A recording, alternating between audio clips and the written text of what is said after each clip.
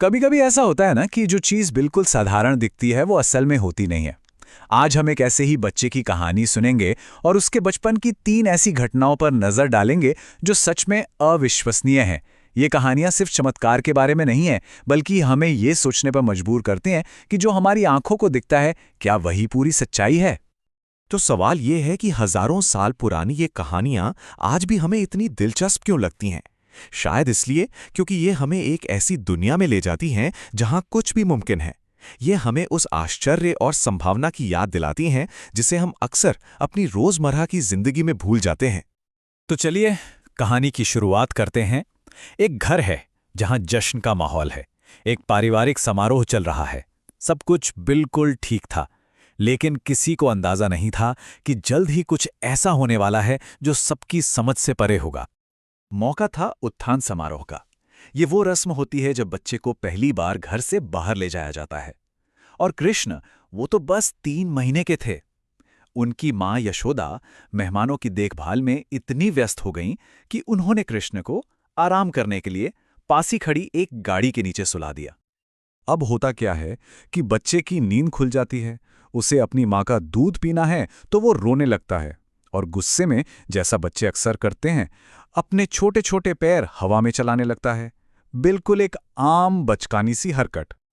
लेकिन उस छोटी सी मामूली सी लात का जो नतीजा निकला वो बिल्कुल भी मामूली नहीं था। एक झटके में वो भारी भरकम गाड़ी, जो बर्तनों से लदी हुई थी, एक जोरदार आवाज के साथ टूटकर बिखर जाती है। उसके पहिए अलग, धुरी टूट गई, सब कुछ तहस-महस हो गया। और यहीं से कहानी बहुत दिलचस्प हो जाती है, क्योंकि वहां पर 2 अलग-अलग सच पैदा हो जाते हैं। एक तरफ थे बच्चे जो वहीं खेल रहे थे, जिन्होंने सब कुछ अपनी आंखों से देखा था।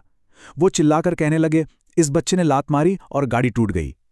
और दूसरी तरफ थे बड़े बुजुर्ग, जिन्हें अपनी आंखों पर यकीन ही नहीं हुआ।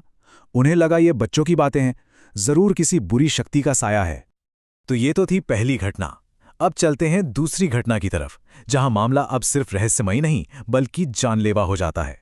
इस बार खतरा बाहर से आता है, एक बहुत ही डरावने रूप में। एक दिन मां यशोदा कृष्ण को गोद में लिए बैठी थीं और अचानक उन्हें ऐसा लगा जैसे उनकी गोद में कोई बच्चा नहीं बल्कि पूरा का पूरा पहाड़ रखा हो। वजन इतना ज्यादा कि वो घबरा गईं और उन्होंने फौरन कृष्ण को जमीन पर रख दिया।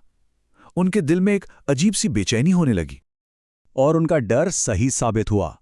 तभी वहां तृणावर्त नाम का एक राक्षस आया, बवंडर का रूप लेकर।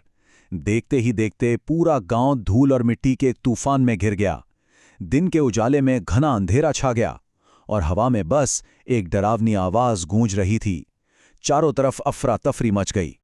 जब वो धूल का गुबार थोड़ा थमा, मां यशोदा भागी भागी उस जगह पहुंची जहां उन्होंने कृष्ण को रखा था। पर वो वहां नहीं थे, बच्चा गायब हो चुका था। और इस पल में जो एक मां का दर्द है, वो सच में दिल को छू जाता है। यशोदा अपने बच्चे को ना पाकर जमीन पर गिर पड़ी, ठीक वैसी जैसे कोई गाय अपने बछड़े को खोकर बेसुध हो जाती है। उनका रोना सुनकर वहां मौजूद सभी लोगों की आंखों में आंसू आ गए। लेकिन कहानी यहां खत्म नहीं हुई। अब देखते हैं कि इस हमले का अंजाम क्या हुआ। एक ऐसा अंजाम जो इस रहस्य को और भी गहरा कर देता है। मतलब नीचे जमीन पर तो सब घबराए हुए थे, लेकिन ऊपर आसमान में वहां एक अलग ही जंग चल रही थी।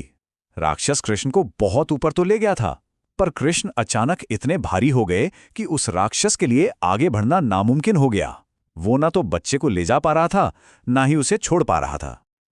और फिर उसी नन्हे से बच्चे ने राक्षस का गला इतनी मजबूती से पकड़ा कि उसका दम ही घुट गया। उसकी आंखें बाहर आ गईं, वो कुछ बोल भी नहीं पा रहा था और आखिरकार बेजान होके सीधा नीचे आ गिरा। राक्षस सीधा व्रज में एक बड़ी सी चट्टान पर गिरा और उसके शरीर के टुकड़े टुकड़े हो गए। लेकिन वो बच्चा जो उसके गले से चिपका हुआ था, उसे एक खरोच तक नहीं आई। वो बिल्कुल महफूज था। जब गांव वालों ने ये देखा तो उनकी हैरानी का कोई ठिकाना नहीं रहा। वो आपस में बात करने लगे, ये क्या हो गया? अरे ये तो चमत्कार है। एक राक्षस बच्चे को खाने के लिए ले गया और बच्चा बिना किसी चोट के सही सलामत वापस आ गया। और अब हम पहुंचते हैं आखिरी और शायद सबसे हैरान कर देने वाली घटना पर।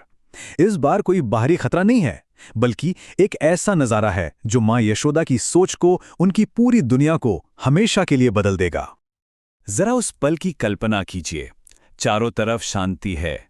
माँ यशोदा अपने बच्चे को गोद में लेकर बैठी हैं, उसे दूध पिला रही हैं। पिछला सारा डर, सारा हंगामा सब शांत हो चुका है। सब कुछ एकदम सामान्य है। और फिर एक बहुत ही मामूली सी रोजमर्रा की बात होती है। बच्चा जम्हाई लेता है, एक छोटी सी नींद भरी जम्हाई। लेकिन इस साधारण से पल में ही कुछ असाधारण होने वाला था। और जैसे ही माँ यशोदा प्यार से बच्चे के मुंह के अंदर देखती हैं, उन्हें वो दिखता है जिसकी कोई कल्पना भी नहीं कर सकता। उन्हें दिखता है पूरा आसमान, सूरज, चांद, तारे, समंदर, द्वीप, बड़े बड़े पहाड़, जंगल, नदियां और दुनिया के सारे जीव जंतु। मतलब पूरा का पूरा ब्रह्मांड उस छोटे से मुंह के अंदर समाया हुआ था। ये देखकर माँ यशोदा का दिल जोर जोर से धड़कने लगा। वो इतनी हैरान हो गईं, इतनी चकित कि बस अपनी आंखें बंद कर लेना चाहती थीं, क्योंकि जो वो देख रही थीं वो उनकी समझ से, उनकी दुनिया से बिल्कुल परे था।